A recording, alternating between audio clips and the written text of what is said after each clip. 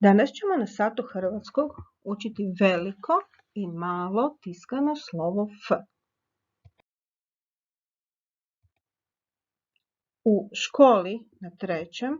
mogli ste ponoviti i vježbati izgovor glasa Đ i pisanje slova Đ.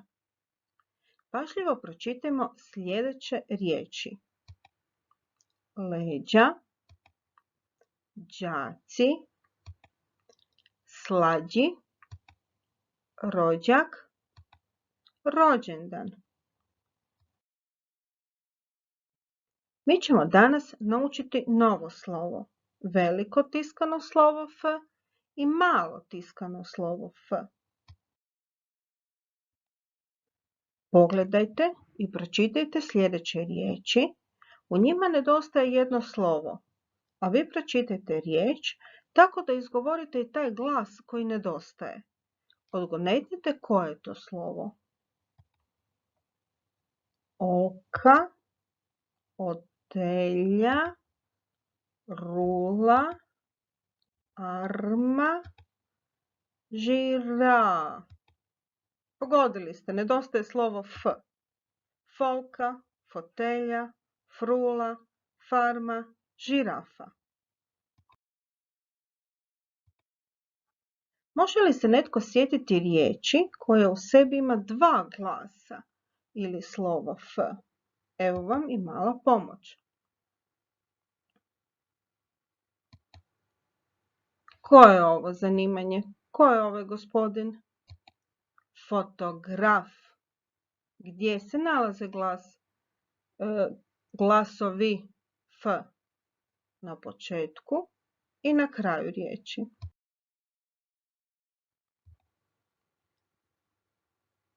Slovo F se piše slično jednom slovu koje smo već prije učili. Slovo F se piše slično slovu E, ali ima jednu crticu manje. Pogledaj kako se piše.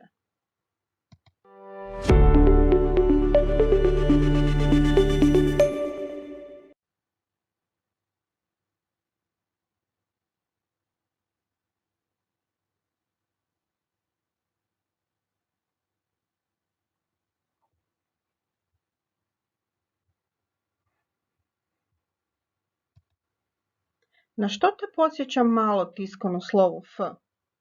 Kakav ima oblik? Kao djedov štap, kao ručko od kišobrana, samo naopako. Možda još nešto? Oprez. Slovo F počinjemo pisati odozgora prema dolje.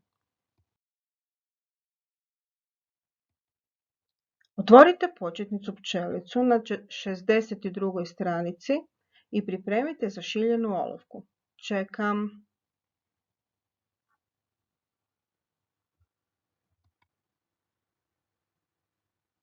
Pogledaj zadatak sa traženjem glasa F. 3. zadatak. Gdje je glas F? Na početku riječi, u sredini riječi ili na kraju riječi? Označi križićem. Prva riječ je flauta. Glas F nalazi se na početku riječi. Druga riječ, semafor. Glas F nalazi se u sredini riječi.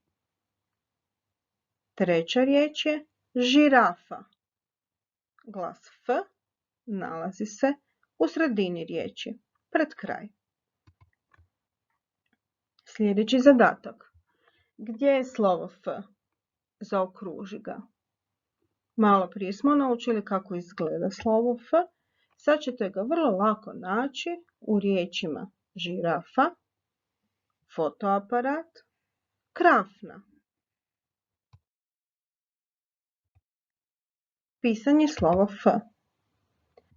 Piši u redove veliko i malo slovo F. Pazi na 3. crticu na velikom slovu F. Mora biti malo kraće od gornje crte.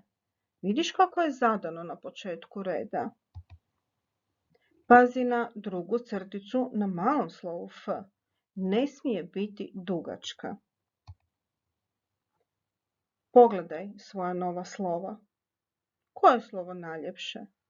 Zaokruži ga i stavi mu krunu. Sad pogledaj ostala slova. Može li se koje slovo ipak popraviti da izgleda ljepše?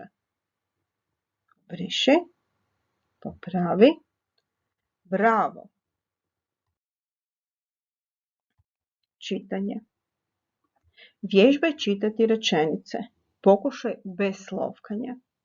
Ja ću pročitati prve 4-5 rečenica. Ti ćeš pročitati ostatak i nekoliko puta pročitati te iste rečenice. Hajdemo zajedno. Filip ima djeda. Zove se Franjo. On je profesor. Radi u glazbenoj školi. Uči djecu svirati flautu. Dalje nastavi sam, odnosno sama. Pročitaj tekst nekoliko puta, a zatim pročitaj pitanja sa strane i oboji točan odgovor.